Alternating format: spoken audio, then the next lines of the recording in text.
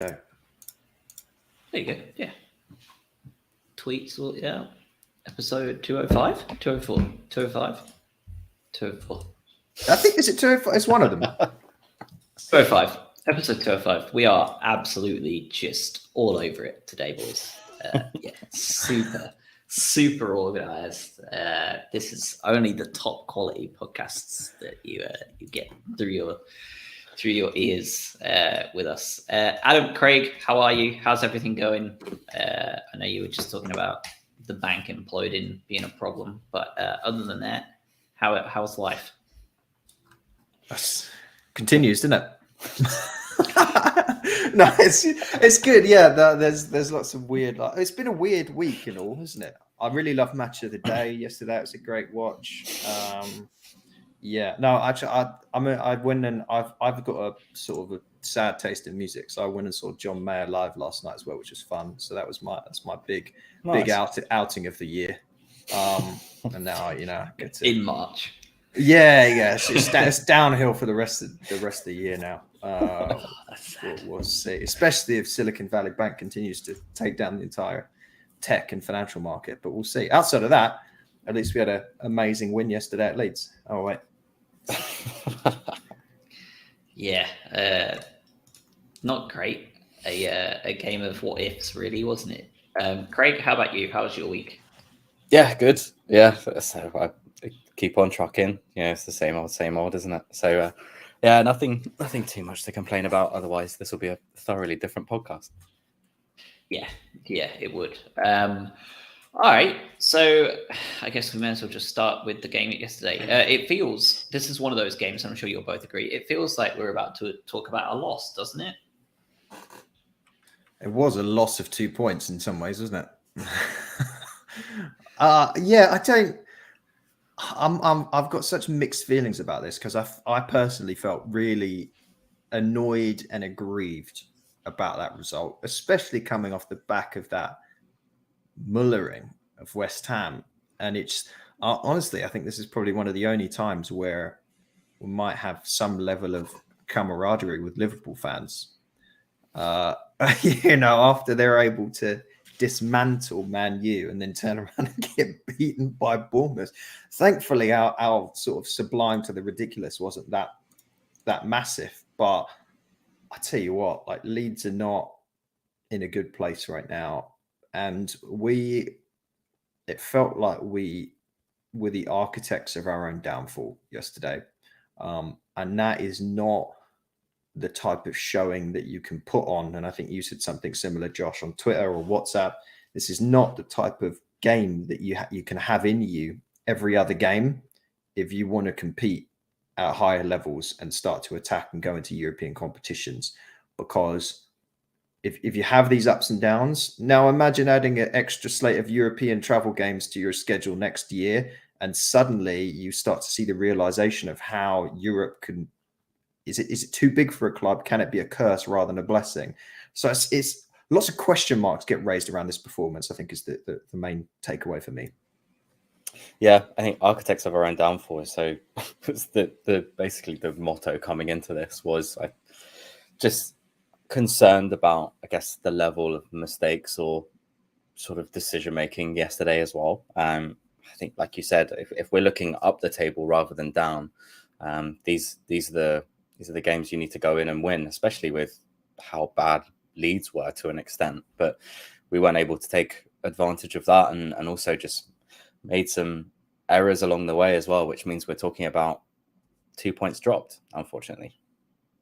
Yeah, I mean, the talk of looking down, I think that's probably the last time we'll ever talk about it this year. 39 points. I don't see any team in that bottom three hitting 39, whoever they are. I just don't see them doing it. I know 40 is usually the magic number. I know in recent last 10, 15 years, it's been much closer to 38, which we've just surpassed anyway. So, yeah, we should be looking up. We've got a lot of time left to look up. And I suppose that's probably one of the positives out of yesterday is that we do have a lot of time, and there's a long way to go. And yes, we may have some games in hand, but a lot of other teams have a lot of games to play in April and May. And it only takes a bit of fatigue or a couple of key injuries to other teams and us keeping players fit, and you can start to, get away with results like yesterday. If other teams around you are going to drop points, a la Liverpool, Bournemouth, I think their aggregate in Premier League history was something like 28-1 before yesterday, in goals scored and against Bournemouth. So things can change around, but we also don't have points yet from those games in hand, do we? So I think it's all well and good being happy about the idea of having them, but I feel like we should really be much happier on Wednesday night if we come away with a win, as opposed to thinking like they count for anything right now. Yeah, and that's it's hard to understate that game as well, isn't it? On Wednesday, the one coming up. We've talked about the form that Palace are in. We've obviously, there's some now question marks around what we are. If you think about Premier League form in the last few games for us, we drew that game, we won, obviously beat West Ham, lost before that, drew before that, won before that. So it's hard to really assess what we are. Some days we look incredible, and other days we look fairly riddled with mistakes. But we know what Palace are. They're a bad team. And it's important to go out and beat a bad team, especially as we record this. Newcastle are playing, right? The expectation being is they pick the 3 points up against Wolverhampton, and suddenly I think they'll have played one more game than us, but will be unreachable once we've played the same amount. So what we don't want to start to get into is a situation here where we drift away from that top six, if you will. And again, weird to say this, and we start to settle into this weird, like fodder area of 7th to like 11th. And let's not forget, like Chelsea are starting to show signs of turning things around a little bit. And we've got tough sides in there like Brentford and co. And suddenly your season looks a hell of a lot different. Like this game on Wednesday is big, especially because you don't get to play again until next month in the Premier League after that Palace game. And I think it's Brentford, isn't it? 1st of April, Brentford. So talk about two important games, the next two in your Premier League. That's where you prove whether you're worthy of Europe or not. Yeah. I think like Josh said as well, you've got a couple of games in hand there, but you can't really count them for anything. They're just zero at this point, and you kind of take it from there. Is that we're going to be up against a bad team. Palace, I think the famous stat is not having a shot on target in 3 games, which, that sounds like a poison chalice more than anything else.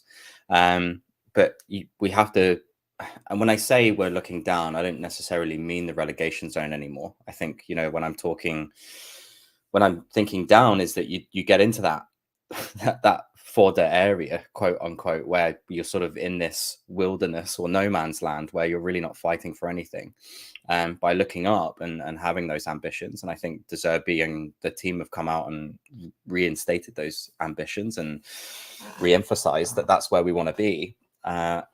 Looking down means I don't want to be 12th or 13th and just sort of loiter in that area.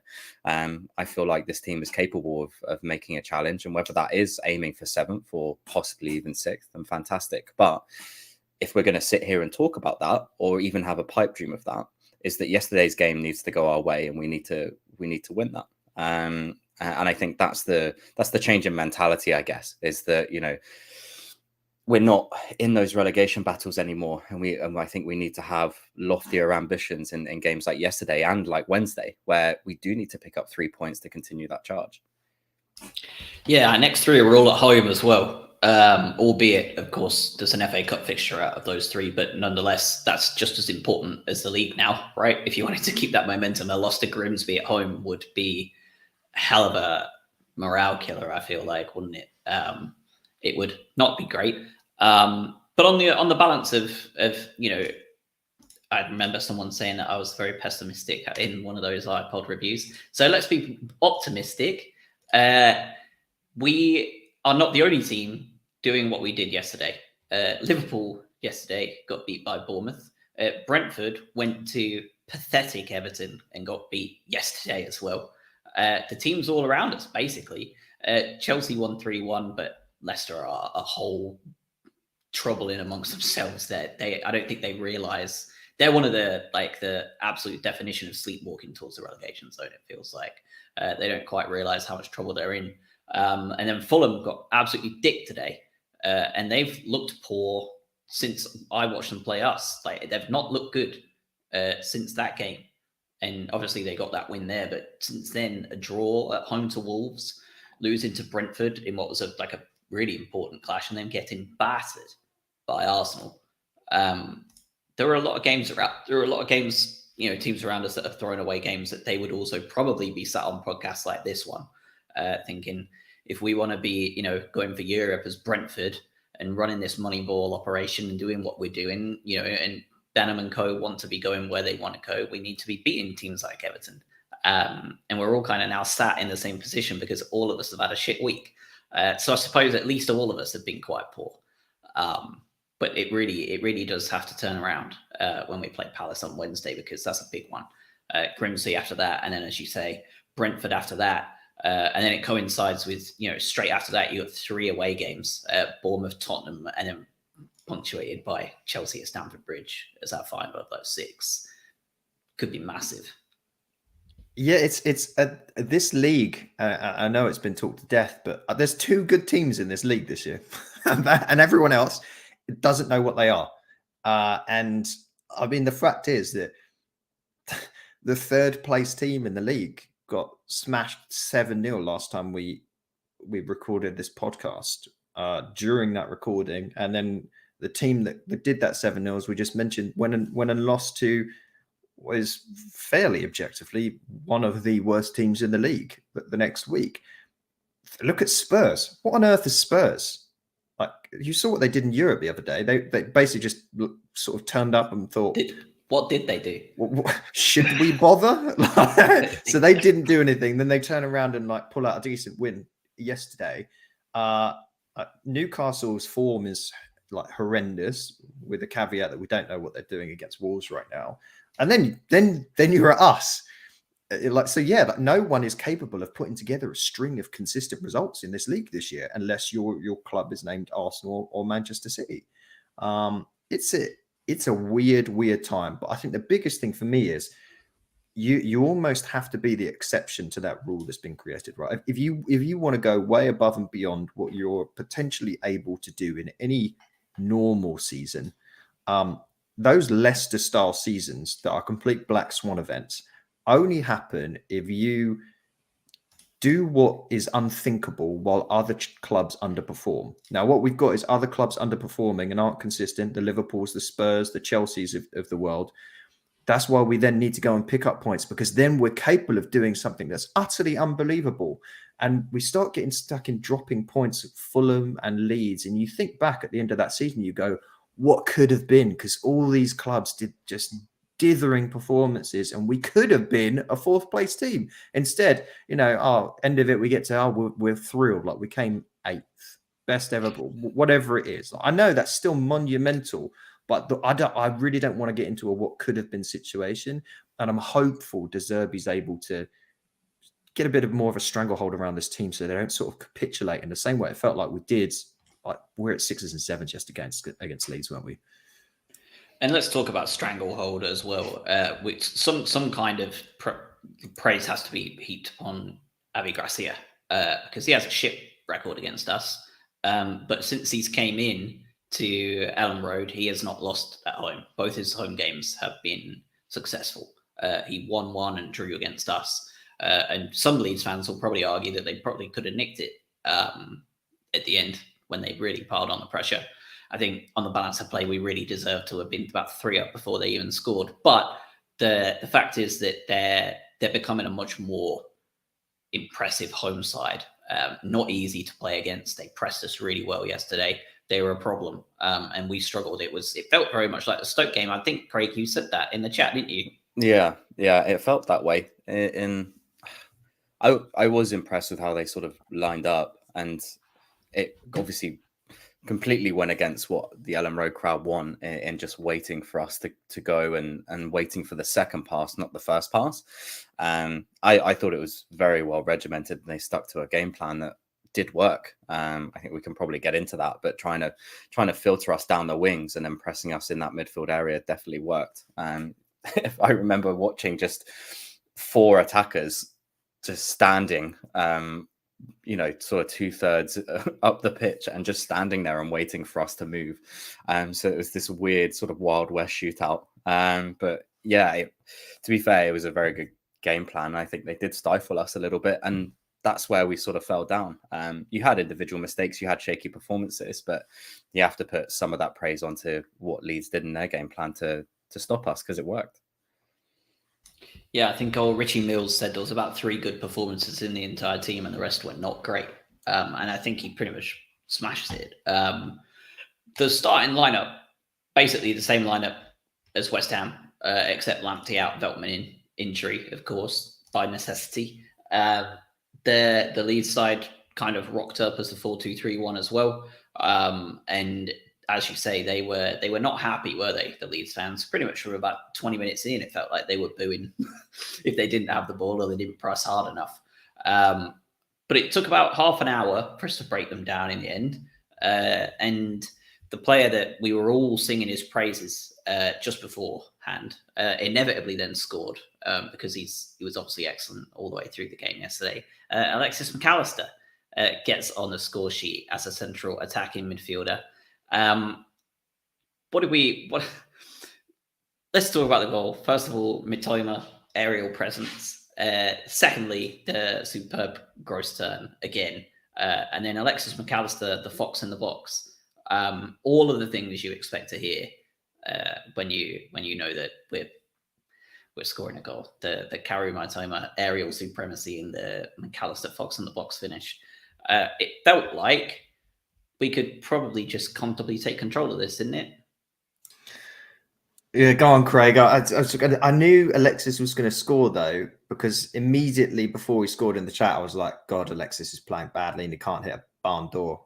And so, of course, about 30 seconds later, he scored. But yeah, Craig, what was your thinking? No, it was I was going to say the same, is that it's too many chances. Like he's bound to take one, and it's the one that's probably the least expected in finding a free header off Matoma out jumping someone again. And I know we talked about this, but I think we can get on to McAllister. There's a bit of a Jekyll and Hyde thing there a little bit. But for Matoma to continuously also out jump people as well as outrun people and dribble past them, like it's nothing to him. It's such a weird element to his game that you wouldn't expect. And the Wolves goal earlier this season, the Bournemouth goal right at the end of the home game, and now this as well, is that he's doing it on a consistent basis where that back post, you can find him and he will get there, which is just impressive in of itself. It's just another feather in his cap. But when it comes to McAllister, yeah, I think he misses a lot of chances, and I think he then picks up this chance and scores, and that's great. But we're starting to see him miss the good chances and then score the ones where you wouldn't expect him to. But it really was sod's law, because we were talking about it in the chat, and then he pops up with a free header in the box. So yeah, it was bound to happen. Yeah, I still feel like he's still being used in that slightly more advanced role, isn't he? And it's weird to say this, because the guy that put the ball in the box initially with the double turn was obviously Gross, and he pushed himself out to the right side, and he probably wouldn't have been in that position if he wasn't playing sort of the right side of that pivot. But just before the goal, McAllister did some really nice build-up play and just went for a sort of pathetic little outside of the foot shot that was just an incredibly easy save. And I don't know, I feel like the reason why it works so well for Argentina is there's an understanding in that team in that everything you do is to get Messi the ball. And there's like this level of subserviency where it's like, okay, I'll do whatever I can, but at the end of it, I might go for I might try and do something. But fundamentally, I'm looking for where Messi is. Whereas in this team, Mac is very much like, okay, I'm the World Cup winner now. I'll tell you what I'm looking for, me. And I'm going to do it. And we're seeing how maybe his finishing isn't quite at the level of Leo Messi's, which is all well and good. But look, he took the header. It was great. A 5'10" Matoma. Let's be honest though, Luke Ayling, my word, he was dreadful. I was going to get onto that next. He was sitter as well. dreadful. Like he was. How many times was there a ball over the top over Luke Ayling, and then he got beaten by Matoma at a jump, like just devastatingly bad. And I'm annoyed we didn't capitalize more on that, to be honest with you. Like I felt like we should have just funneled the ball to the left side constantly. Turns out like our structure of play was fairly balanced down the middle, the right and the left. It wasn't like we were just feeding the left-hand side to capitalize on Ayling being terrible. But yeah, look, decent header. You could have been 2-0 up before that, arguably. And then, yeah, you get the ball. You think, okay, now let's take all of the air out of the game. Let's piss off the Ellen Road crowd. We started to do that, and then just silly mistake, bam. So let's talk about the equaliser, because it was about 7 minutes after the fact. We'd sucked the atmosphere out perfectly. David in the chat notes that as well. The style of play that we play generally does suck the atmosphere out of away stadiums in that first half. It wasn't a fortress for Ellen Road. It was a bit of a horrible place for Leeds to play for a lot of that game because they didn't exactly have the fans on their side.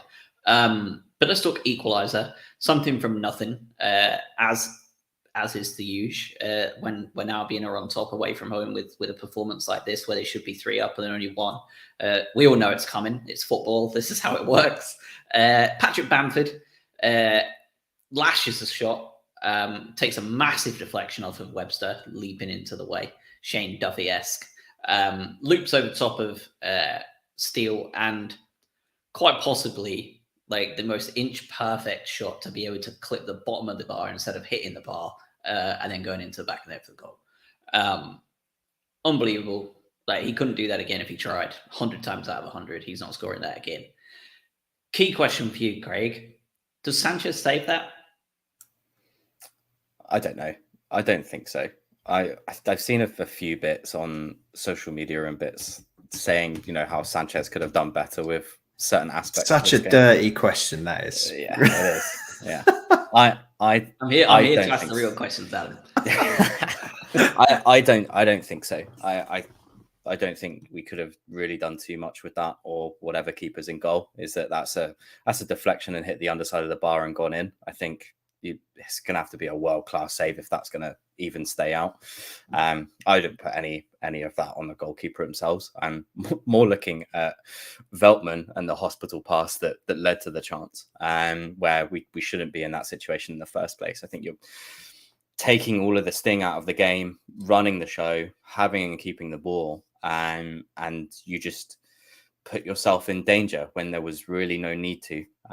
So I'm more looking at Veltman and those choices to send that ball back, as opposed to Webster trying to get in the way. I'm sure we'll get onto Webster, but trying to get in the way, clipping the underside of the bar, it's one of those, like you said, where that's likely never going to happen again. So I can't really put any onus on the goalkeeper for that. I think the other thing to say is Sanchez would have probably just passed it to Bamford about 10 minutes in anyway. So we'd probably conceded prior to that, even if he would have tipped that onto the bar. I'm not blaming Steele. I think this is the frustrating thing about Leeds, right? Is that all the way throughout this season, if they've not been a good team, and they've been hardworking and energetic, especially under Jesse Marsh, but they've not really had proper end product. And of course, against us, they score 2 just stunning finishes that, as you say, they probably wouldn't score in any other game, or they score 1 in 10. And that's really, really, really annoying. The performances at the start of the game for me, though, and some of these lingered onwards, but notably the couple of the players that were sort of at fault here. You've brought up Veltman, but Caicedo was having a really bad game at the start of this. He was getting pressed very heavily. He had a lot of people on him. He's being hurried. He didn't look comfortable. And these are our stalwart, consistent. If I think about who are our always consistently good players, Veltman, Caicedo, pretty much at the top of that list in some ways. Veltman, obviously, you brought up. He's just a horrendous little pass at the start there. Caicedo couldn't track back properly to get involved, and Adam Webster. Well, we'll get on to this, but I thought Webster's performance, even before the injury that he got, barbaric. Just a very, very, very poor performance. So Dunk was furious at that goal. Furious, because it wasn't just like one. It's not, the Veltman pass is excusable in some ways, right? Everyone makes mistakes, but it was like a collective like cluster of messes. And as a captain and organizing that defense, he was just like, I cannot believe you clowns have done this. I think especially when it's punctuated by it being such a fluke as well. Yeah. Like, the frustration, I can't imagine. From what I can gather, considering we're recording live, it sounds like Wolves had a bit of a stonewall penalty turned down, and Newcastle went straight down the other end and scored. It's those fine lines right there that dictate who does and who doesn't make it into Europe at the end of the year. I'm sure that whoever is referee there absolutely definitely isn't getting a large fat wad of money from the Saudis. But the second goal for the Albion was very good, very well worked goal. Shame for Solly wasn't able to get his name on the score sheet because Harrison decided to absolutely blast it into his own net.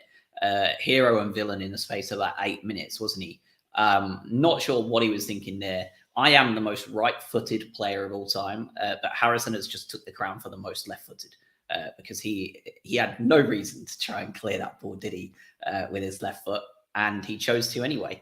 But I think it also echoes, because if he wasn't there, Solly scores that, right? Like, he can't miss it at that point. Even if he just falls onto it and it like bundles in off of his belly, like it's going in one way or another. And it really emphasizes the point that Craig made earlier of the back post being a really dangerous area for us on both sides at this point. Yeah, it is. I think Solly March is probably one of the picks that actually came out of the game okay yesterday. Just very consistent, and like that back post. And I think there's a few bits online in terms of how many goals this season in the Premier League have come from cutbacks and being able to find someone maybe backwards from the goal, or at least at that sort of post. And you'll see enough cutbacks from Matoma and March where those are the type of goals that we're looking to score, as opposed to aerially. I know we've got Ferguson, but it seems to be very much a mantra or a way of working that we're going to cut back and try and find a low ball in to try and score. And that second goal with, I believe it's Matoma, my mind's blurry, but obviously Ferguson got a toe on it. It came off the keeper and then sort of just bundled across the line. But it's just important. You've got to have those guys, those bodies in the box, and March is very good at that. And I think Matoma is also very good at that. You can see that. And it's clearly a game plan for us that we have those people coming in late to the other side of the box. It just gives us an extra chance. And it worked both times yesterday. So, yeah. As for Harrison, no clue, but I think he didn't really have a choice, to be honest. Like you said, it doesn't matter what foot he uses. You're an inch away from the goal line and someone's behind you.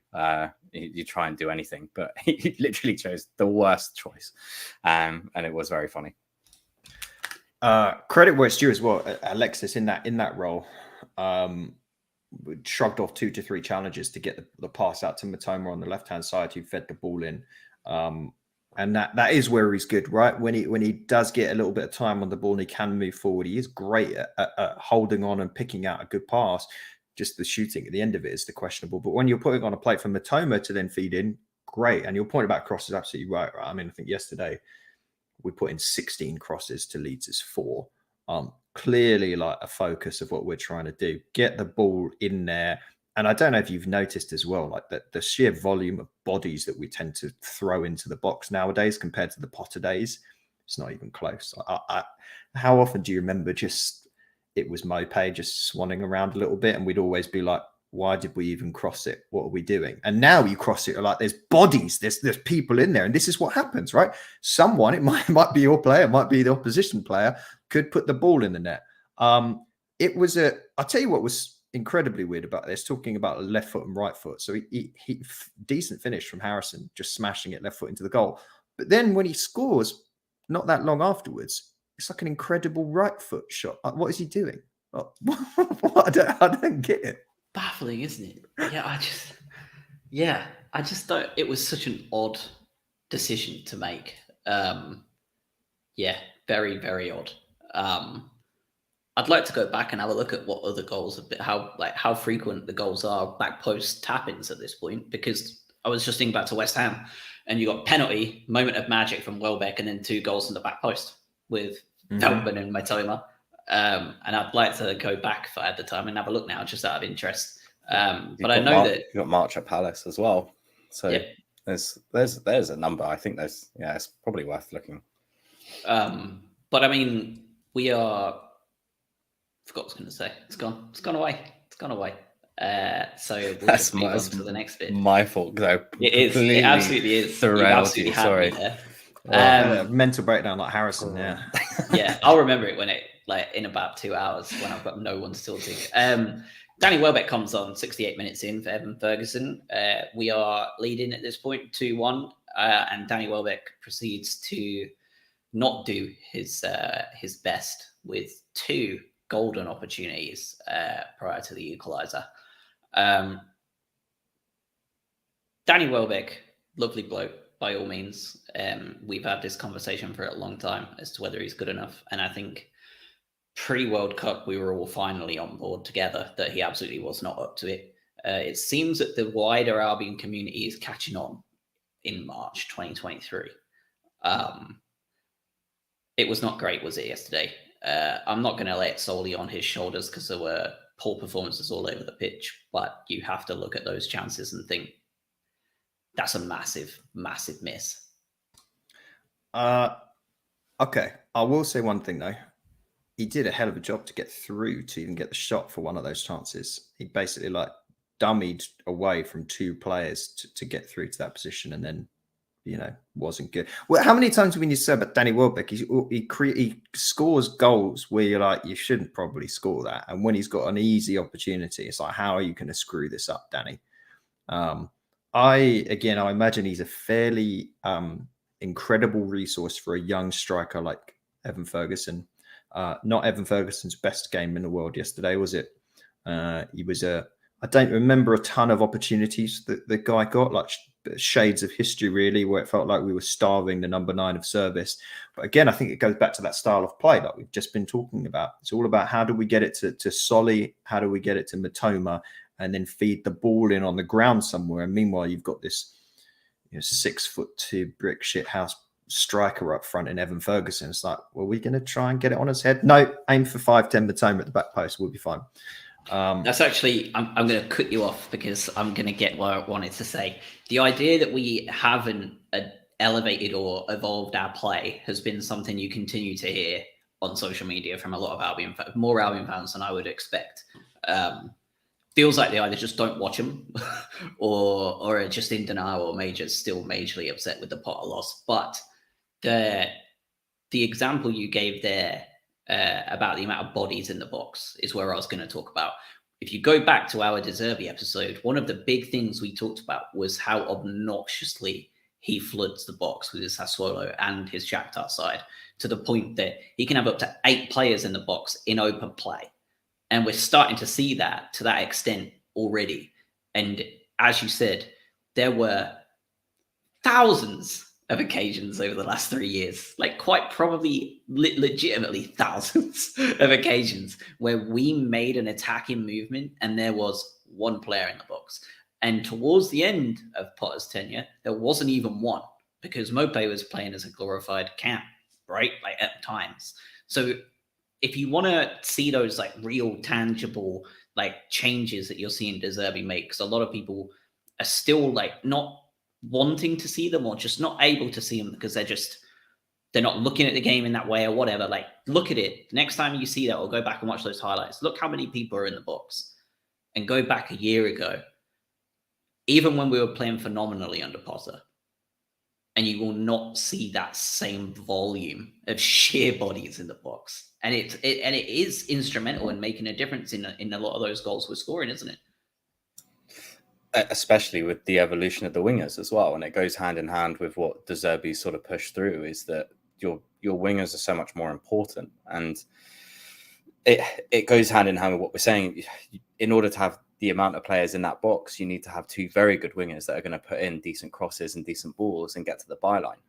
So that's De Zerbi in a nutshell, is flood the box, have as many people in there as you can physically, but also trust the wingers to get to the byline and get that ball in. And we're seeing quite a flood of low crosses and sort of whipped crosses in from Estepinian and Matoma, mainly on the right, on the left, sorry. March on the right tends to cross them in with an in-swinger. And that is just part of what De Zerbi does. And I think you're right that you didn't see that under Potter. Very rarely would you. So yeah, I agree with you completely. There's such a stark difference in the way that we play. And it is an evolution of how we play, and it's obviously reaping the rewards. We're getting a lot of plaudits from the outer world of football punditry, etc., and all of that lovely stuff. So something is happening, and it is very different. Like you said, if you went back 12 months, you'd be able to see such a stark contrast in the way that we play now compared to then. Yeah, and look, there's a reason that of all the players, I suppose, under De Zerbi's tutelage, especially his time at Sassuolo, the one that stands out is Berardi, the guy that basically plays as their sort of right winger, the Solly March role, if you want to call it that, I suppose. And he's the one that's the talisman in terms of assists and also goals. And by the way, that the teams that he managed at Sassuolo, there's some incredible players that have come from that now feature in some of the big sides. Locatelli's one of them. But Berardi was that consistent, and it's a byproduct of what he asked the players to do, and it's great to see it. But again, it's also why you're seeing with Potter, where some of these players weren't playing to that level of strength. Again, we talked about Solly March a lot, right? But an absolutely different prospect under De Zerbi. I'd written him off under Potter completely. Not the same player. Plays in an entirely different way nowadays. But also, I think you'll start to see at Chelsea, not that anyone really cares about this at this point, but this is why the importance of signing someone like Enzo Fernandez for them, because Potter is going to bring the best out of those central groupings where all the play flows through, which is why Basuma was so incredibly important for us and Caicedo started to come through, that's the priority positions for Potter. With De Zerbi, the priority is how quickly can we get the ball out to the flanks and get crosses into the box, and the right wing and left wing is so incredibly important for us. But I guess we didn't properly get onto that Harrison goal. I could then pose that same heinous question again of, does Bobby Sanchez save that? It was a cracking strike, and there were two balls on the pitch. Let's not forget about that. But we were asleep, and I think it was just Solly was sort of marking fairly lazily, and the rest of the team just didn't bother doing anything. And then he curls a right footer in. Does Steele do enough there, or is it just unfortunate? I'm actually more inclined to say he saves the second than the first. With a deflection in that way, with the first goal, there's always just that total uncertainty, right? Like you can't ever really be sure whether another goalkeeper's going to save that because it's just a fluke thing that you don't ever like. It's just a fluke. I won't be inclined to say that. When you look back at that goal, the extra 7 inches of height and length, I think actually do come into play a little bit there. And I think in the exact same situation, total copy paste, I think Sanchez probably does get a hand to it. Yeah.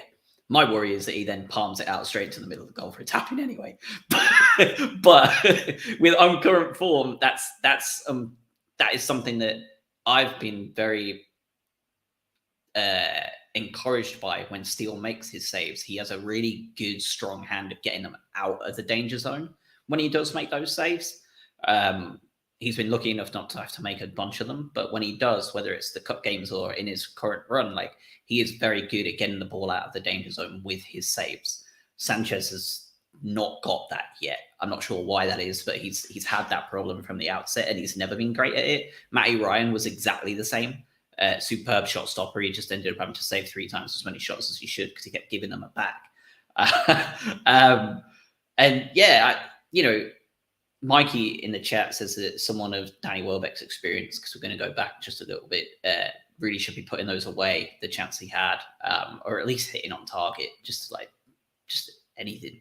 I wonder what he thinks when 18-year-old Ferguson has scored 1 more goal than him, despite only playing in the second half of the season. It's actually worse than that. Oh, it's that bad for thinking. Wow. That is, we go live to Danny Welbeck's thoughts on the matter. I don't know what's going on over there. So I looked into it just real quick in the background. Danny Welbeck has averaged one goal every 6.5 games, based on solely on minutes played. So I'm not counting all the ones where he's obviously not played any time. So he's averaging a goal once every 6.5 games, and Evan is managing a goal once every 1.5. Obviously, a smaller sample size for Evan, but it's not great, is it, for a seasoned professional in Danny Welbeck? But going back to the Steele Sanchez situation, I actually do think he has a good chance of saving that second one. But my faith on him pushing it out to a good spot is also not there, so it feels kind of irrelevant. I tell you what, though, that this is the problem, or the issue where when you make a keeper switch, this is the conversation now that happens every time goals are conceded for the rest of the season, because we're now all questioning, oh, well, hold on, would he have done this? Would he have saved this? Would this have happened? And this is why when we had the conversation last time around, it's like, okay, well, we've got lots of options. We've got young keepers, potential. And I'm very much of the mindset, like, we have to, at some point, fully commit mid-term, long-term to a number one keeper and not chop and change based on preference and short-term thinking, because you just have to have a consistent in that team that you're not going to start to raise these questions about. And I know maybe it's a poor example, poor comparison, but it's like when you've got a quarterback, you've got those teams where they're like, oh, well, we might drop him if he's bad. Well, no, just like, how about you this is the guy that starts until he's diabolically bad. This is the person that we're going into games with. And that's what I want to see come out of this goalkeeper situation sooner rather than later. Adam talking from a vast amount of experience given his NFL career. Yeah, I dabbled. Yeah. I'm pretty sure I could throw a ball about 5 yards. I think you've probably played a few snaps for the Browns, haven't you? This week? You know, fun fact. Everybody has. I've broken my finger twice trying to catch an American football. And what's funny is that I've really not caught an American football very often. So the fact it's like 2 out of like 40 is quite bad. Yeah, so please take that advice on board from someone with a lot of experience at breaking a finger. Great. That is not a claim to fame I expected you to make today. It's committed though, isn't it? Stupid, possibly. Yeah. There's a very fine line. Yeah. Continuing to just make the same mistakes over and over again is a choice. I'm under Graham Potter's tutelage. Equalised, and from then on, it was just a bit crap, wasn't it? End-to-end stuff. Leeds really piled on the pressure for the next kind of 7 to 8 minutes, and we finished really on top, and it looked like we may be able to nick something towards the end. Craig, question for you. What did you think of De Zerbi's substitutions yesterday? Another good question. You've got one sub and then a second forced one. Again, just sort of throwing me to the wolves with that one as well. That's nice. But yeah, I think with we spoke about Ferguson, and it wasn't his best game, and it wasn't his fault either. I think he was just starved, and I think he was sort of man-marked out of the whole game, to be honest. And our focal point and their game plan was to force us out wide, which left Ferguson a little bit depleted, to be honest. So you have one change where you try and mix it up and get Danny Welbeck in. It worked. You got him chances. He just didn't put them away. So for that, and for me, that's a valid substitution for me, because it worked and it gave us something a little bit different. We got chances out of it. It's just a shame he didn't put them away. From there, I don't know why we didn't make more attacking changes that we've seen previously. You make a forced change with Van Hecke coming on for Webster. I hope that injury is not too bad, but we can speak about Webster in of itself. I just think we could have seen Sarmiento or someone else come on at the end of the game to try something. And if we were so intent on winning that game, one more attacking sub would have been nice. But again, I'm nowhere near the manager anyway, so what do I know? But I think from my personal, I guess, aspiration would be that we try and win that game and put on a tricky winger like Enciso or Sarmiento, just try and mix it up. But 2 subs out of the 5 when you're trying to win a game at the end, it was I would say questionable, but I'm not going to go and slate it. Adam, this is the second time in recent succession we've seen this exact strategy performed as well, isn't it? Palace away from home, equalize, like tied up. You would ideally want us to go for a win. Evan Ferguson comes on for Dennis Undav, which was absolutely a correct decision. And then Tariq Lamptey came on with about 15 minutes to go. And all of the Flair players sat on the bench and did not come on. We talked about it then as well. This is becoming a pattern. Obviously, this must be a strategic decision, right? De Zerbi isn't like just doing this by accident.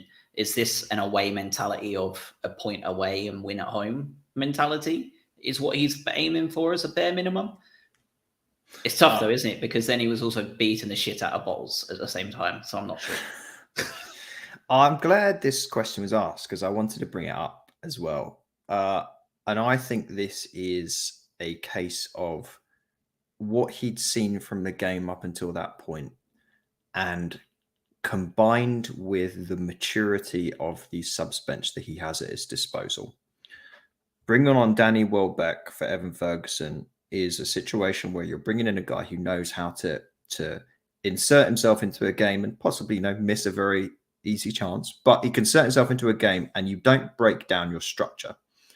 What we've seen when we bring on the crew, the youngsters in some of these games, is it's fun, but you lose a lot of the foundation and the structure of the team because they're young, they're flair players, they're not used to necessarily playing in this same system for a long period of time.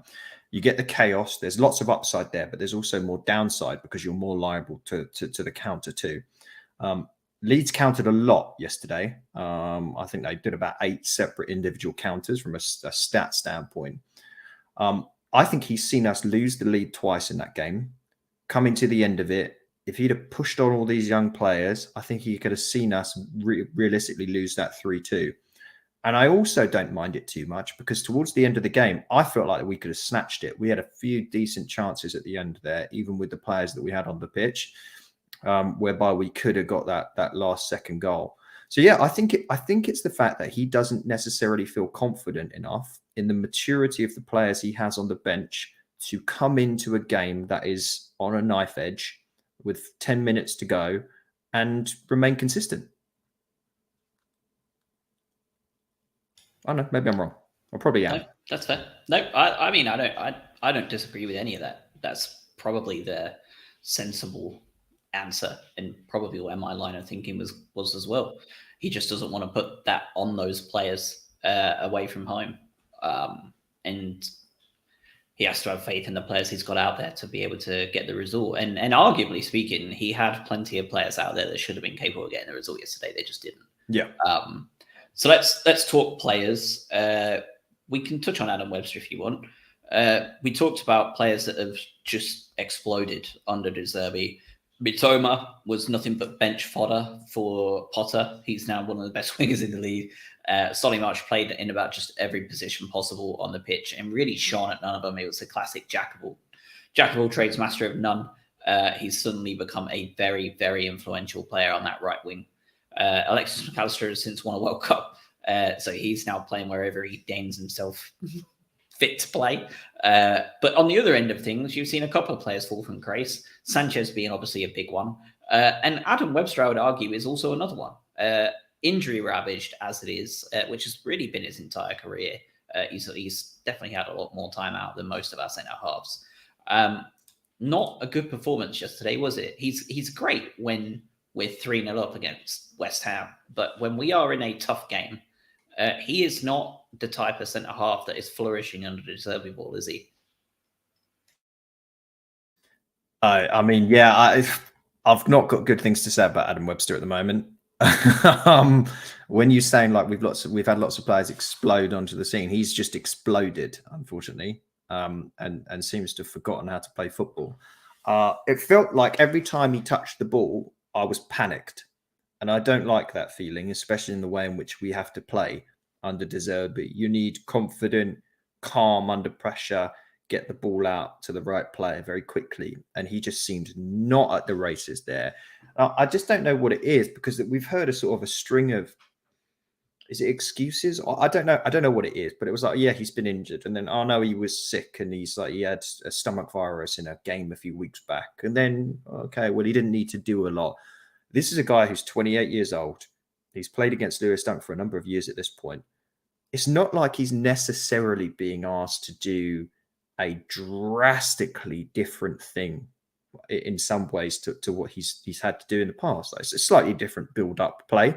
Maybe he sits a little bit more on the ball now, has to look for a pass a little bit quicker than he otherwise would have done in the past.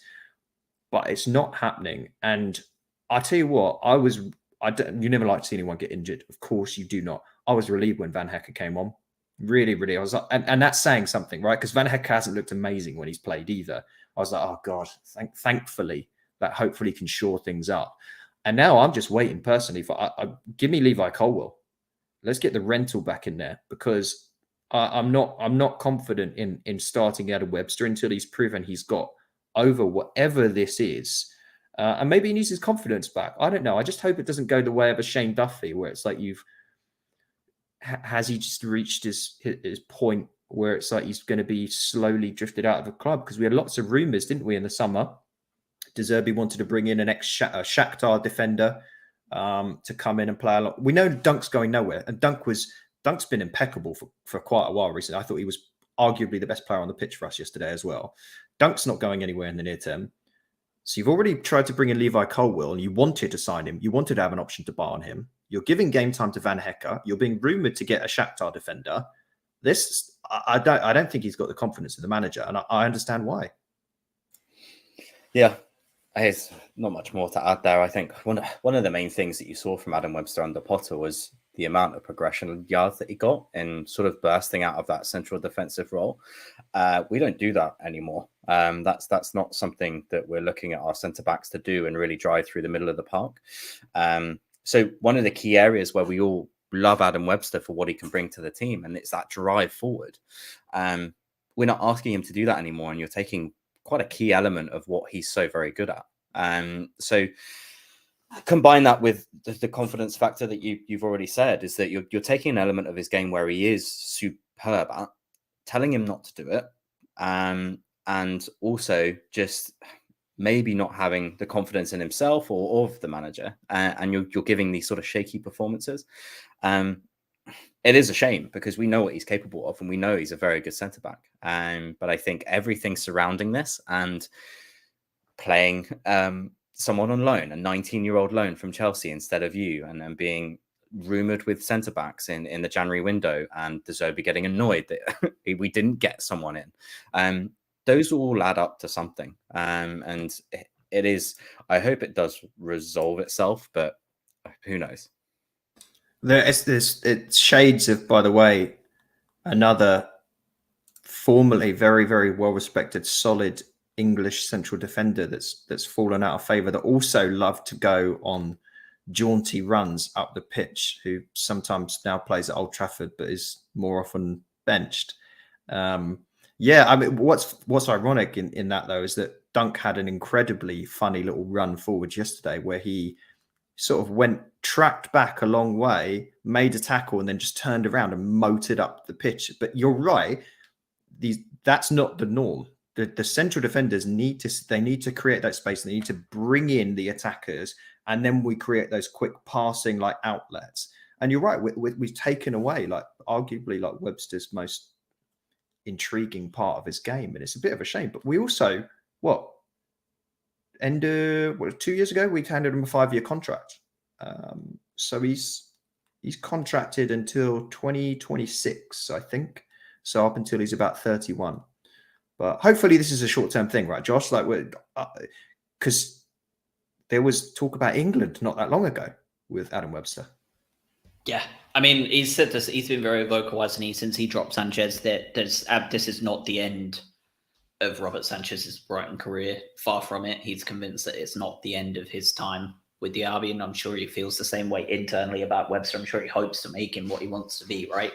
But I think Colwill, he was back on the bench yesterday. You've got to hope he starts against Palace at this point. It's not going to be Webster. right? One way or another, for better or worse. It's not going to be him because there's no way he's going to be fit. It looks like he's done his hammy for sure. Looked like hamstring, didn't it? I think everybody saw that it looked poor. I mean, that's a multi-week absence, even on a light grade issue. So you've got to imagine he's gone until possibly even the beginning of our really tough running when it comes to that April run, where depth is going to be massively important. So, I mean, whether it's Van Hecker or Colwill against Palace, I would personally prefer Colwill as well. But, you know, at this stage, it may become a case where De Zerbi turns around and says, I don't want the guy from Ukraine anymore. I want you to go out and pay whatever you need to get to keep Levi. Well, I don't think you can. It's clearly Chelsea aren't motivated by money. No. So, and if anything, right, they've set out their stall recently to show that they're investing in younger talent. Like everyone they've been signing has been these younger players for a lot of money. To me, it's Colwell's like, if he wasn't already a Chelsea player, I'd almost be like, well, they're going to sign him. And that's the most frustrating thing, isn't it? If it was the old Abramovich days, I think you'd be like, oh, we'll try and sign Colwell for 25 million from him because he's just going to want to go and sign like, I don't know, Marquinhos or something. But now that under the Bowley era, it feels like he's going to stick around. So we might have to go back fishing in the waters of Shakhtar. I don't think De Zerbi will be too upset by that prospect, do you? No.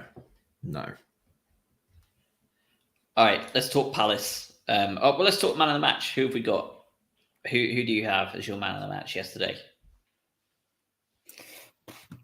I'm going to say March. Just there's not too many people to choose from. I think Solly March is always dangerous. I think he's just consistent in what he's doing at the moment, and the level that he's playing at is just very good. He puts himself about, forces a goal, arguably is his goal.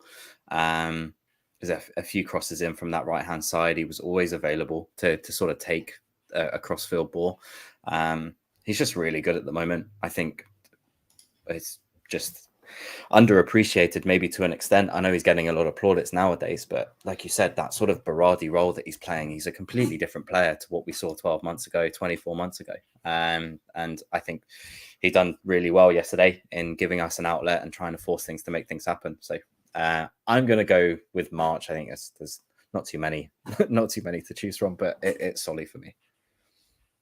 Adam, I got in there first. That's annoying. I think you could say Matoma he was such a great outlet there, and a part of the reason why Ayling looked bad is because Matoma's so good. But I will give it to Lewis Dunk. I think we're talking about defenders that haven't been able to adapt themselves properly to De Zerbi's system. Here's a guy that really has. I mean, this is another renaissance of the number of renaissances Lewis Dunk has seemingly had in his career. Yesterday, his pass accuracy was 93% on 125 passes. It's easy then to say, well, was he just passing to his left and his right? No, again, the long ball leader on the team, 11 long balls, of which 9 were accurate. He's the guy. And I'm glad that he was annoyed at that first goal because he should be. He embodies this team. And after a fairly sort of weird up and down performance that he had against Stoke the other day, whereby, again, his passing was good, but his defensive capabilities looked weird, he was back at it again. I thought it was great.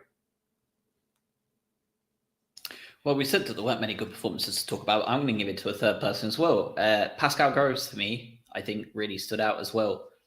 He's been pushed back a little bit into that position that McAllister used to be playing, where I would actually prefer it to be playing, frankly. But I thought he played really well again yesterday. He was, he assisted the assister again. I think he's just been excellent. He doesn't really, when you see players and you think they weren't great. Webster stood out yesterday. Veltman's pass was not great, right? There was just things done. Alexis McAllister missed a couple of great chances. Welbeck the same. You never hear Pascal Gross's name really in any of those situations, very rarely. And I feel like the last couple of times we ever spoke about Pascal Gross in that tone is usually when he's been shoved at right back under Graham Potter when he was playing full on conservative fullback. and was just being tore apart by whoever winger got the luxury of playing against a snail German. So for me though, I thought it was really good. what a descriptor! Here's a really bad game to play. And by the way, of course, like everywhere seems to have slightly different stats for these things. Some places say that we put 16 crosses in. Some places say we put 23 in. Let's use the bigger number. Who do you think put the most crosses in yesterday?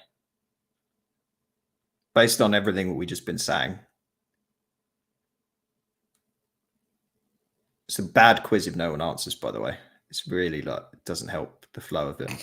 I'll just say Gross. Yeah. Gross was the cross leader playing in the pivot role, sort of central midfield pivot role. He put in 10 crosses. Solly was next with 9. And then after that, it falls away completely. Purvis and Matoma put in 2 each. So Pascal Gross is the German snail, to use your term.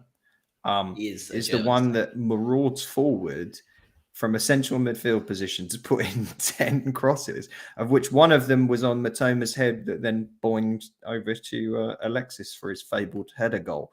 It's fairly impressive. So I don't disagree with you on that one. All right. Let's talk match of the day just for a minute. Let's talk about this. I'm out. See ya. Thanks, guys. Let's just talk about it a little bit. Obviously, the farce that is going on with Lineker at the moment probably doesn't need to be discussed too much. The hypocrisy and stupidity has been well aired about the way the BBC are handling this. Obviously ridiculous. They're obviously in the wrong. What were they thinking deciding to air that 20 minutes of footage last night? That part is the part that baffles me more than anything. I can understand the rest of it. They're dying on the hill of being these people that are just going to kowtow to the government. I get it. I get all that stuff. We all know they're pricks. But why did they decide to do it? They didn't even put an intro in there. I don't know if you saw it. It was just no intro, nothing. It was almost like they were contractually obligated to put it on. But they also weren't, because it's their own show. They don't have to put it on. What are they thinking? What are they doing? Are those highlights so expensive that they just feel it's compulsory to show them? But yeah, I mean, I think the answer is yes. I haven't watched it, just inevitably, but I heard it was a shambles, and yeah, the whole thing is weird. I feel like they had to show it because of the rights or something like that, or they felt it was too expensive not to. Part of it is oh, woe is me! Look how disheveled match of the day is. Such a weird scenario. Just don't show it. But the whole thing is hilarious. The way that it's all panned out. Such a clear backfire on them, and it's utterly deserved. It's weird because Craig and I are distanced from this, right? Because we don't get to watch match of the day anyway, unless there's VPNs going on, and BBC are pretty good with that. I wouldn't know, but I say good in the sense that they block it. But I think it's weird because match of the day is it's an institution in some ways, right? It's especially with I don't want to go on a rant, but this starts to get into the whole the issue that you have with the whole TV rights situation in the UK, which is balmy. Why on earth are you not allowed to watch a game that's being played 10 minutes down the street on your TV? You can't get their own rights for own football in your own country. It's ridiculous. But that then makes match of the day this sort of thing that it has to be sacred. And you start messing with that, it's ridiculous, especially when it's someone that you pay to present a show, not to censor their own beliefs on a third-party social media channel. I'm just glad that there was a show of solidarity around it, and then they had to essentially embarrass themselves. The only problem is that the viewing figures were higher than normal for it because of all the silliness surrounding it. But generally, regarded as being crap, right? It was just straight to shots and replays of the football. It wasn't a show. It was glorified YouTube. So hopefully they figure it out. But silliness. There's a lot of politicians coming out saying that it's proof that it was the best thing BBC could have done is taking them off the air because of the enhanced viewership. I can't decide if they actually are self-aware and they know why, right? Like same reason people slow down to see a car accident. Like we know why everybody tuned in. Like I'm still stuck between like, are they that out of touch? It's a bit like that Simpsons meme, with Principal Skinner. Is it the children that are wrong, or am I out of touch? I feel like, are they that out of touch, or are they like doing a bit? Because I just can't decide. It would take some real level of stupidity, but like they absolutely are that stupid. Like we've seen it quite clearly over the last 11 years or so.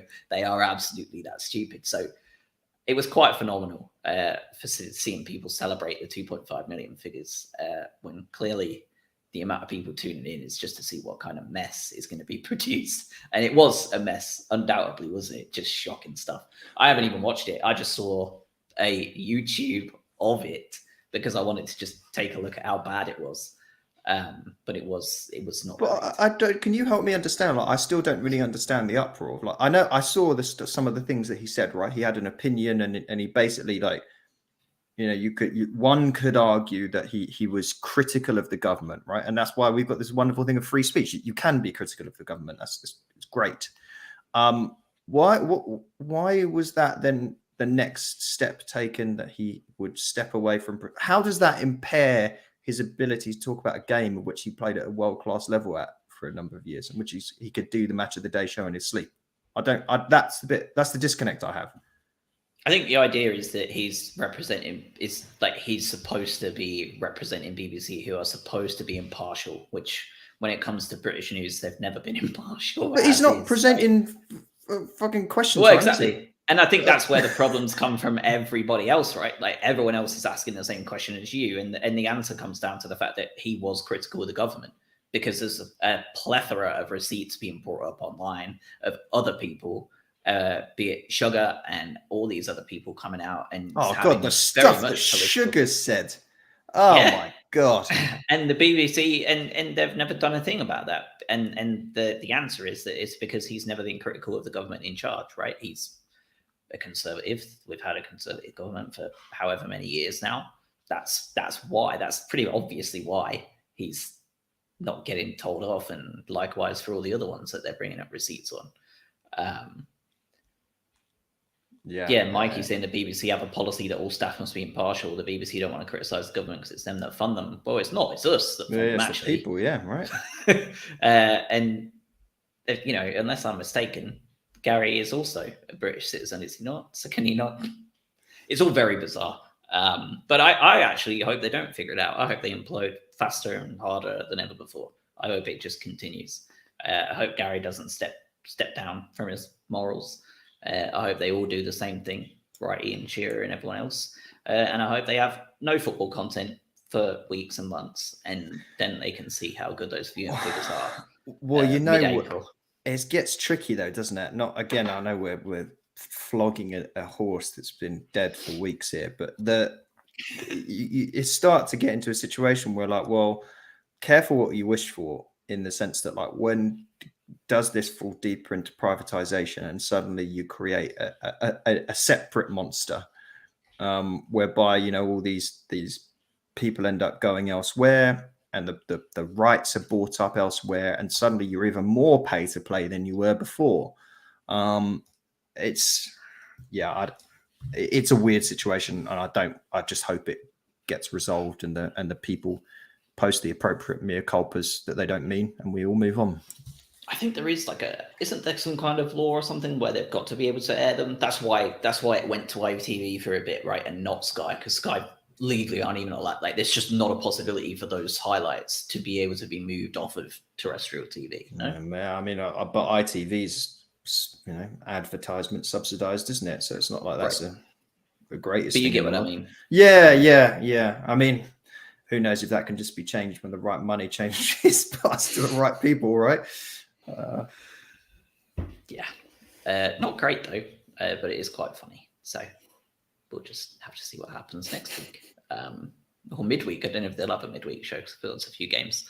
All right, what else have we got? Anything? Nothing? I mean, it's mainly all eyes on Wednesday, isn't it? Because this has to be the one where you go, all right, we mean business now. I don't care about all the other sides around us dropping points. We're not playing their season, we're playing our season, and we are able to define what we do, and we are capable, very capable of beating Palace, just like we're capable of beating Leeds, just like we're capable of beating Fulham. So let's actually make this one count, and let's get the 3 points. And suddenly we go into that Grimsby game in a slightly different state of mind. We're confident in the situation. And then you go into that Brentford game, and the situation just looks a whole lot rosier than what it does now, when we've got more questions than maybe we had a week ago. So yeah, and again, we know about these games, and I guess we know Palace's flight at the moment and what they're doing, and or what more specifically what they're not doing. And these games are always going to be tough, and they always tend to be. They tend to not fall in the remit of form in any way. So we just need to play our own game. We need to do what we're capable of doing, and we're more than likely going to come out with 3 points. It's just that whole derby element again, that or rivalry. Sorry, I don't want people getting mad, but it just the whole rivalry of it just goes completely against the form table and what we're capable of. So I hope we just stick to a game plan, are able to achieve what we know that we're capable of, and hopefully come out with 3 points. 2 wins, 2 losses, and 5 draws from our last 9 games against Palace. So yeah, form doesn't really count for much. They're always very tightly contested. It's going to be a very, very tough game on Wednesday, isn't it? So I'm sure we'll be back to discuss that on Wednesday or Thursday, whatever's best for you two, really. We'll chat about it. I'll be free either, so we'll talk. But we'll definitely want to do a pod midweek this week for the game. And, you know, for those people that are already happy about the fact we've got games in hand, I hope I can join your bandwagon come Wednesday afternoon and be happy about the game in hand too, because we've got 3 points added. Because they really don't count for much if we don't win them. So fingers crossed. This is the one that you know, this is a game in hand. We capitalize on it. We get 3 points. We further pile on the misery for Palace. Hopefully we can make it 4 games that they don't have a shot on target. We don't have to have a goalkeeper conversation, and we can move on to the FA Cup the following weekend. Well, 3 days away after that, and back to Grimsby at home as well. We'll see. Fingers crossed. All right. Have a good one, everybody. Short week. So we will speak again soon, but stay safe out there. All right.